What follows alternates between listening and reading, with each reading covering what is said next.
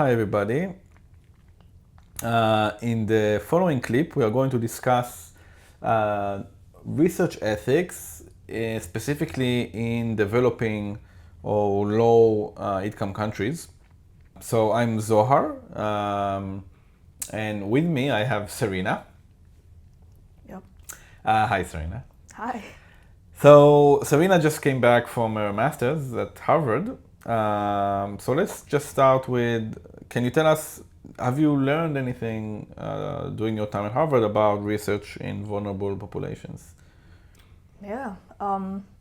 Obviously, it's a very common practice in the community of scientific research for many reasons. First of all, it's cheap to conduct the research in underdeveloped countries, and the target population usually is easier to access in these communities.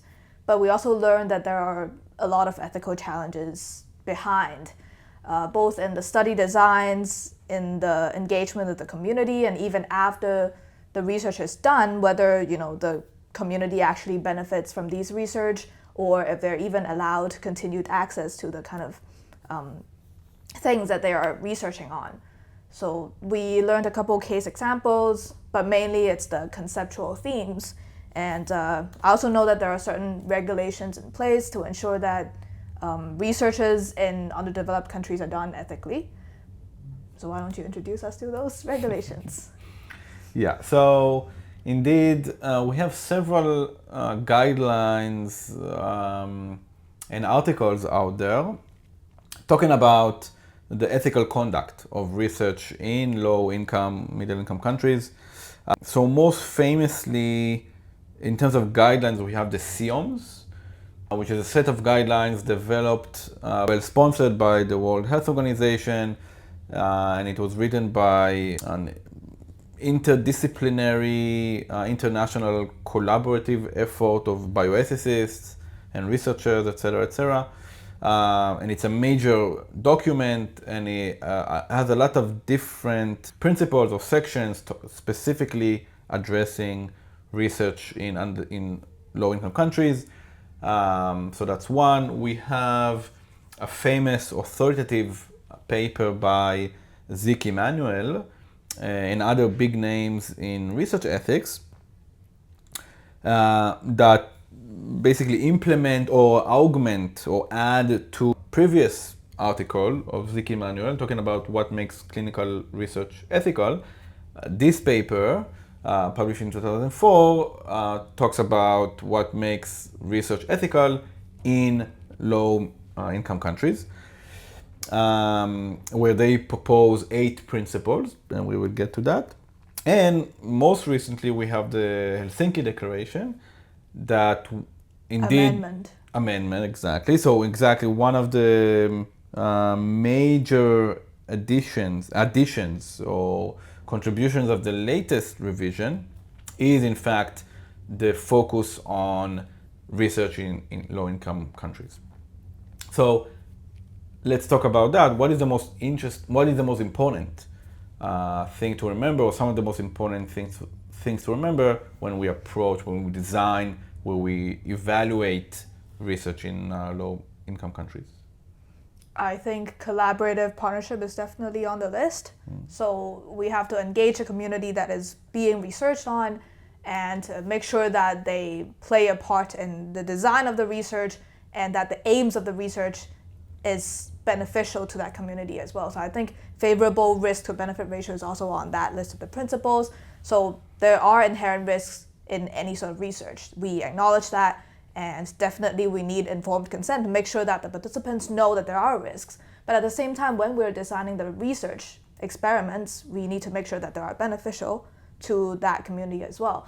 Because I think a lot of, especially pharmaceutical companies, when they're testing drugs, it's designed to benefit people in developed countries, but they're using populations in low-income countries for testing. So it doesn't really make sense. How does the research results translate? The population is different. So this is, I think, one of the major directions in research ethics that we're trying to head towards. It is, benefit everyone at the same time. Definitely, involve people in low-income countries in the designs, to make sure that they are also benefiting. Absolutely. So to consider the needs of the local populations while you design the experiment. Right. Absolutely. So and not only focus on the needs of people back at home. Mm-hmm. Okay. So during the experiment, you focus on autonomy or informed consent, right? And the focus on the risk versus benefit ratio. And that applies obviously to research everywhere, right? So post-trial access means that what we used to do in the history of research ethics or research, biomedical research, is researchers came to that country and did what they had to do, what they wanted to do, and then they left. Right. And they took all the results with them. And if you developed a drug, they developed a new test. They didn't leave it to the community, they just take it with them. For instance, the latest revision of the Helsinki Declaration adds is that you have an obligation as a researcher to provide post-trial care, which means that if you developed a test or a therapy, you need to make sure that the local population, still has access to that risk or to whatever you developed after you leave. Which means that when you apply for research, both in terms of funding, in terms of ethics approval, you need to include that in your design, in your proposal, which means that research will become much more costly because you need to make sure that 5 years, 10 years after the trial, the local community still have access. Which obviously begs the question, what is sufficient amount of time, right? So, you can have access for 1 year after post-trial, 5 years, 10 years, but what is sufficient? Should we secure access for the benefits of the trial 20 years post-trial? It becomes super expensive. Right. So one of the considerations, for instance, of an ethics committee is to decide what might be an ethical range of time to secure that access. Right. I think you just mentioned another principle, institutional overview. Did any of these regulations talk about the constitution of these ethical committees? Do they need to include people from low-income countries as well? Did they talk about that? Yeah, absolutely.